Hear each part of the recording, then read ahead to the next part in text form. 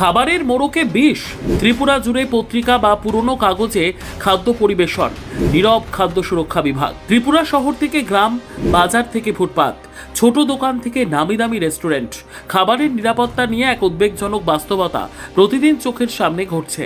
অথচ বিষয়টি নিয়ে যেন কোনো মাথা ব্যথাই নেই সংশ্লিষ্ট দফতরের। আগরতলার ব্যস্ততম এলাকাগুলিতে ফুটপাতের ডালপুরি তরকারির দোকান, পুরি সবজি বিক্রেতা, ফুচকার স্টল, ভিজে মটর, চানাচুরের ঠেলাগাড়ি কিংবা বিভিন্ন টিফিন সেন্টারে আজও অবাধে ব্যবহার হচ্ছে পুরনো খবরের কাগজ, ব্যবহৃত খাতা এবং বইয়ের পাতা। গরম তেলে ভাজা সিঙ্গারা, বেগুনি, চপ, ডালপুরি, চানাচুর, ভিজে মটর সবকিছুই তুলে দেওয়া হচ্ছে এইসব কাগজের উপর। শুধু ফুটপাত বা ছোট দোকান নয়, অভিযোগ উঠছে যে বহু নামি দামি রেস্টুরেন্ট ও ফাস্টফুড সেন্টারেও এগরোল, চিকেন রোল, চাউমিন কিংবা অন্যান্য খাবারের সঙ্গে পুরনো সংবাদপত্র ব্যবহার করা হচ্ছে। অনেক ক্ষেত্রে পার্সেল নিতে গেলেও খাবারের মোড়ক বা অতিরিক্ত প্যাকেজিং হিসেবে ব্যবহার করা হচ্ছে পুরনো পত্রিকা বা খাতার পাতা। প্রশ্ন উঠছে, যেখানে সাধারণ মানুষ স্বাস্থ্যসম্মত খাবারের জন্য অতিরিক্ত মূল্য দিচ্ছেন, সেখানে এমন অস্বাস্থ্যকর পদ্ধতি কিভাবে এখনো চালু রয়েছে?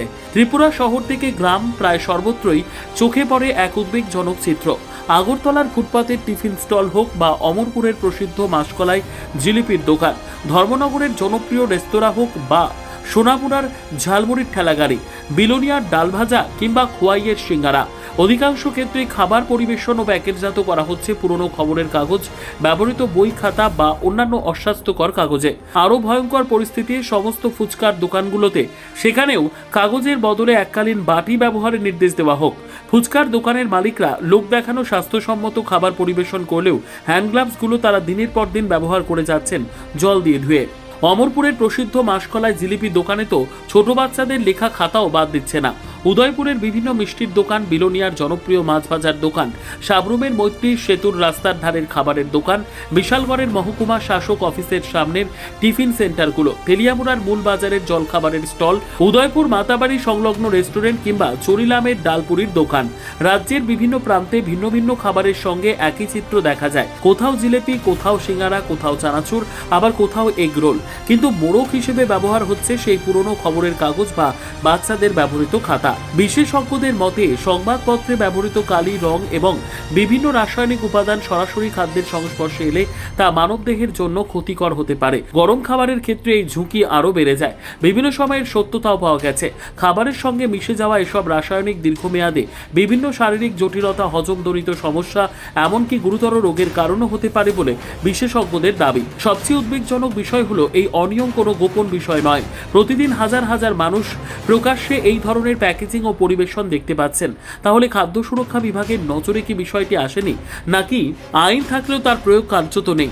নাকি খাদ্য সুরক্ষা দপ্তরে এসি রুমে বসে প্রতি মাসে বেতন গুনছেন আধিকারিকরা? খাদ্য সুরক্ষা ও মান নিয়ন্ত্রণের জন্য সরকার প্রতি বছর বিপুল অর্থ ব্যয় করে। বিভিন্ন সময় সচেতনতামূলক প্রচার, লাইসেন্সিং এবং পরিদর্শনের কথা বলা হলেও বাস্তব চিত্র সম্পূর্ণ ভিন্ন। সাধারণ মানুষের প্রশ্ন, যদি রাজ্যের প্রায় প্রতিটি মহকুমা ও বাজারে একই ধরনের অনিয়ম চলে, তাহলে নজরদারির ব্যবস্থা কোথায়? জনস্বাস্থ্য কোনো বিলাসিতা নয়, এটি নাগরিকের মৌলিক অধিকার।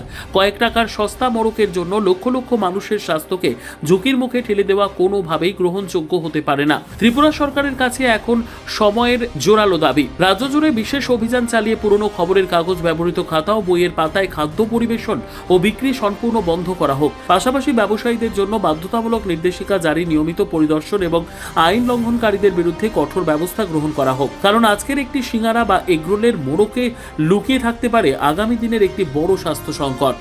ব্যুরো রিপোর্ট, দুরন্ত টিভি।